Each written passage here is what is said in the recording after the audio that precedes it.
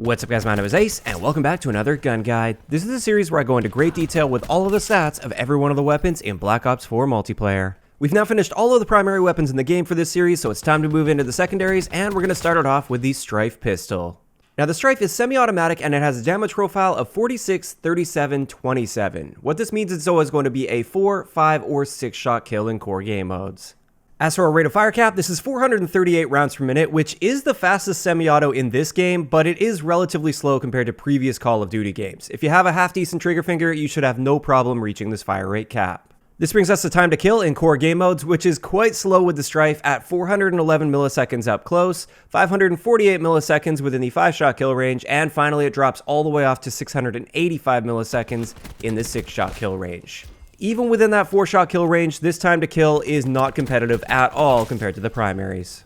As for the Strife against armor users, it will always take you exactly 1 extra body shot to kill if you're against an armor user and you're not using the FMJ attachment. This brings us to ranges, and as you can see here, the Strife actually has pretty decent range properties for a pistol. Its 4-shot kill range extends all the way out to 18.75 meters. Then its 5-shot kill range will extend all the way to 37.5 meters, which is a very long range, and that'll be the vast majority of your gunfights. And then beyond that, it's going to be that 6-shot to kill out to infinity. When we put the long barrel attachment on this actually increases all of our ranges by 25%, which is pretty nice with the Strife. It's nothing too crazy, but it definitely does help a little bit.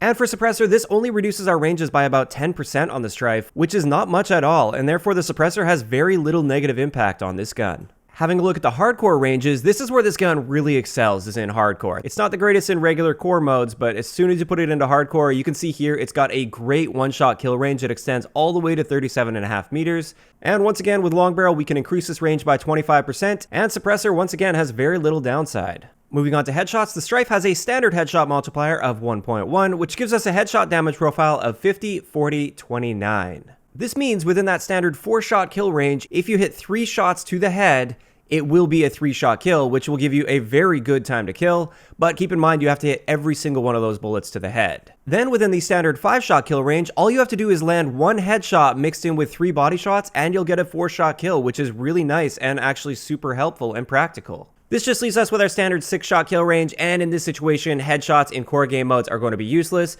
but in hardcore, landing a headshot with the Strife will mean it'll be a 1-shot kill at any range unless you're shooting through cover, or unless that person happens to have their health boosted by crash. Getting into our hipfire, quite surprisingly, all of the pistols have slightly different hipfire properties, and the Strife does come out on top. It has the best hipfire out of all of the pistols. Taking this one step further, you can add laser sight to the Strife, which will tighten that up a little bit more, although it's not a massive reduction to your hipfire spread, and therefore I generally don't use laser sight with this gun. As for idle sway, as you can see here, there is very little idle sway with the Strife, and the idle sway that it does have is very slow moving. And what this means is your first shot accuracy is going to be great with the Strife, which especially applies to hardcore game modes when you're trying to pick people off at longer ranges. As for recoil, on the other hand, as you can see here, there is actually some horizontal and some vertical recoil with the Strife, so at super long ranges, if you're just firing as fast as you possibly can, you will likely end up missing shots, but generally speaking, if you're staying within the effective ranges of the Strife and you're just aiming center mass, you should have no problems whatsoever with recoil. Our standard magazine capacity with the Strife is 12 rounds with 36 total starting ammo, and this is just fine for hardcore game modes, but when you get into core game modes, if you're trying to use this as a primary, you probably want to be running Scavenger because you will burn through those 36 rounds pretty quickly. When we put extended mags on this, that will increase our magazine capacity all the way up to 20 rounds with 60 total starting ammo, which is much more appropriate for core game modes if you're trying to use this as a primary.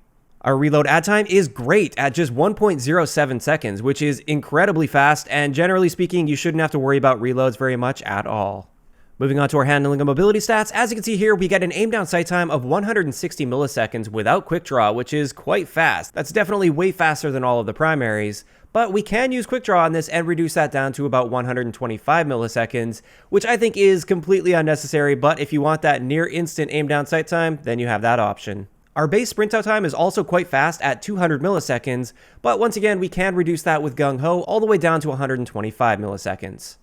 Our movement speed is standard for the pistol category at 100%, and our aim down sight stray speed is also standard for pistols, but extremely fast. Without any sort of stock attachment, it's 84%. What this means is strafing back and forth while aiming down sight in gunfights is an extremely effective tactic with this gun. So that's going to wrap it up for all of the important stats for the Strife, but we do have an operator mod for this, and this is the Stiletto Knife, which is pretty much just like the tactical knife from previous Call of Duty games. What this does is it just makes it so it's a one-hit melee in any situation. Whether you're in front of them or behind them, doesn't really matter. You will get a one-hit kill using the Stiletto Knife attachment. As far as I can tell, this is exactly the same effectiveness as the combat knife in this game, although the animation I think is a little bit faster. But as far as range goes and everything like that, it does appear to be the same as the combat knife. It's definitely a lot of fun to use the operator mod on the Strife, but having said that, using the operator mod takes quite a few of your class points, and unless you're doing a dedicated Strife build for core game modes, I wouldn't necessarily recommend this. As for other attachments on the Strife, let's start off with the optics, and with this, the only optic we have available is the reflex sight, which I will sometimes put on the gun if I've got that extra class point available and I have nothing else to really spend it on, but I have no problem whatsoever using the iron sights on this as well. As for the other attachments, sometimes I'll use Suppressor for more of a stealth build if that's what I'm trying to do with the Strife, because like I said earlier, you only get a very small reduction to your range with the Suppressor on this gun. Laser Sight is an attachment I generally don't touch. I feel like it's just unnecessary. It already has great hip fire, and generally you don't want to be hip firing a semi-auto anyways. For FMJ, I will often use FMJ1, especially in my hardcore classes, because if I run up against somebody that's using armor, then it will still be a one-shot kill out to 37.5 meters. So definitely in my hardcore builds, I will be using that, but FMJ2 I feel is completely unnecessary on this gun. It's not really all that great for shooting down streaks anyways, so I wouldn't bother with FMJ2. Long barrel is a good attachment as well. It increases your ranges by 25%, which is a nice boost, so I will often be using that. Extended mags is an attachment I generally only use in core game modes if I'm trying to use the Strife, whereas in hardcore, I don't really bother with that because it's got a really fast reload time anyways, so if I have to reload between gunfights, it's generally not a big deal. And this just leaves us with quick draw, which I feel is completely unnecessary. This gun already has a great aim down sight time without it. So finally, this brings us to a few great example classes that I have for you guys with the Strife. The first one here is for core game modes, and if you want to use the Strife as your primary weapon. With this, we're using the reflex sight, long barrel, extended mags, and FMJ. Now, unfortunately with this, your time to kill is going to be relatively slow, so the long barrel will at least give us the maximum 4-shot kill potential, which is where we want to keep our gunfights for sure. Extended mags allows us to deal with multiple enemies without having to reload, and FMJ is just to make it so we don't have to take that one extra shot to kill if we happen to run into somebody that's using armor. Our gear for this is going to be stim shot, equipment is special issue, we've got scavenger for perk 1, Gung Ho for perk 2, and Dead Silence for perk 3. This class is somewhat usable in core game modes, but just keep in mind if you're playing against enemies that really know what they're doing and they're using proper primary weapons, you won't really stand much of a chance simply because your time to kill won't compete with them.